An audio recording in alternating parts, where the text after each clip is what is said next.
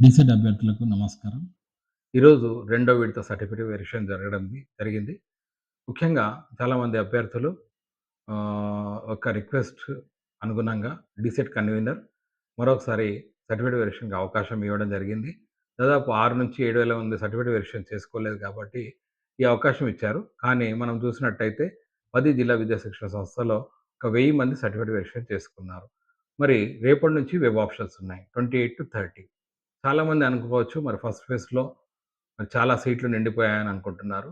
మనకున్న సమాచారం మేరకు దాదాపు 2/3 సీట్స్ ఖాళీ ఉన్నాయి.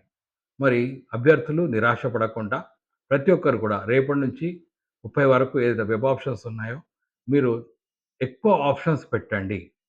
అంటే చాలామంది 4, 5 పెట్టడం జరుగుతుంది. అలా కాకుండా వెబ్ ఆప్షన్స్ మీరు ఎక్కువ పెట్టడానికి ప్రయత్నం చేయండి. అదేవిధంగా వెబ్ ఆప్షన్స్ పెట్టే ముందు మీరు కాలేజ్ యొక్క లిస్ట్ తీసుకోండి. Computer operator. తీసుకున్న తర్వాత మీకు దగ్గర ఉన్న కళాశాలలు, అదేవిధంగా మీకు అనుగుణంగా ఉన్న వాటిని తీసుకోవడానికి ప్రయత్నం చేయండి. ఇది రెండో అంశం. కాబట్టి 2/3% సీట్లు నిండలేదు కాబట్టి చాలామందికి మళ్ళీ వచ్చే అవకాశం ఉంటుంది. మరి సీట్లు ఎందుకు నిండలేదన్నది కూడా ఒక అంశం. ముఖ్యంగా ఏమైందంటే 2 రకాల అభ్యర్థులున్నారు ఇందులో. డీసెట్ రాసిన దాంట్లో కొందరు సీరియస్ క్యాండిడేట్స్, కొందరు నాన్ సీరియస్ క్యాండిడేట్స్ ఉన్నారు.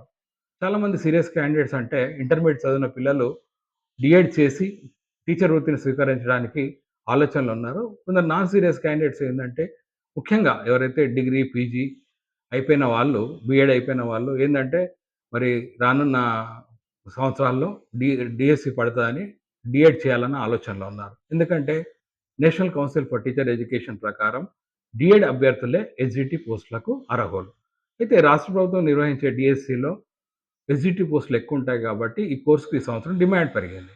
అయితే చాలా మట్టుకు అభ్యర్థులు ఏమనుకున్నారంటే ఒకసారి డీఎడ్ కాలేజ్‌లో జాయిన్ అయ్యి వితౌట్ అటెండెన్స్ మరి ట్రైనింగ్ చేయాలనుకున్నారు. కానీ దాదాపు 10 డీఎడ్ కాలేజీలు ప్రభుత్వ పరంగా, అదేవిధంగా ప్రైవేట్ డీఎడ్ కాలేజీలు ఏవైతే ఉన్నాయో ఇవన్నీ గూడా రాష్ట్ర విద్యా పరిశోధన సంస్థ ఎస్‌సీఆర్‌టీ కిందకొస్తాయి.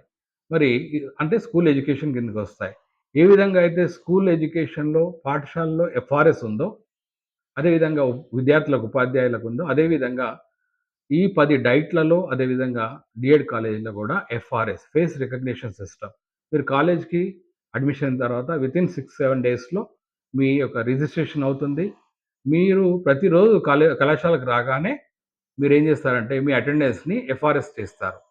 సో, మరి ప్రతి కాలేజ్‌లో private as well as government కాలేజ్‌లో ఎఫ్ఆర్ఎస్ ఉందని చెప్పగానే చాలామంది అభ్యర్థులు మరి అటెండెన్స్ మేనేజ్‌మెంట్ లేదని చెప్పేసి అడ్మిషన్స్ చేసుకోలేకపోవచ్చు. కాబట్టి ఎవరైతే సీరియస్‌గా ఉపాధ్యాయ వృత్తిని స్వీకరించాలనుకున్నారో వారందరూ కూడా మరి రెగ్యులర్‌గా మనం కళాశాలకు వెళ్ళినట్టయితే రేపు పొద్దున ఉద్యోగం రావడానికి అవకాశం ఉంటుంది. ముఖ్యంగా నా 20 సంవత్సరాల అనుభవంలో నేను చూస్తున్నట్టయితే ఎవరైనా కాలేజ్ వెళ్ళకుండా కోర్స్ చేసి జాబ్ తెచ్చుకున్న వాళ్ళు చాలా తక్కువ. సో, మరి ఉపాధ్యాయ వృత్తి చాలా పవిత్రమైన వృత్తి.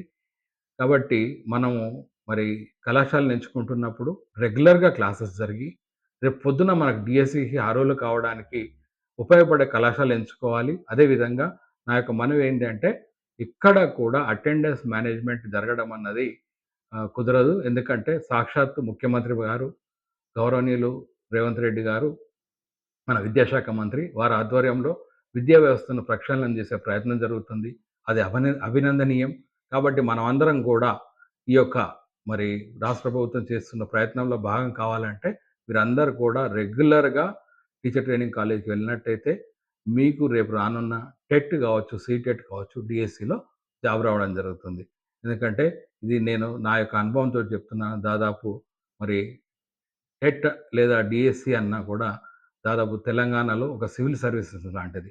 కాబట్టి ఈ యజ్ఞంలో మీరు భాగం కావాలంటే, మీరు నిజంగా ఉపాధ్యాయులు కావాలంటే, రెగ్యులర్‌గా నడిచే కాలేజీకి వెళ్ళినట్టయితే బావుంటుందని ఆశిస్తూ, మరి రేపు అందరూ కూడా మాక్సిమం వెబ్ ఆప్షన్స్ పెట్టుకొని మీకు ఫిఫ్త్ నాడు ఏదైతే లిస్ట్ డిస్‌ప్లే అవుతుందో మీ అందరికి సీట్ వస్తుందని ఆశిస్తూ థాంక్ యూ.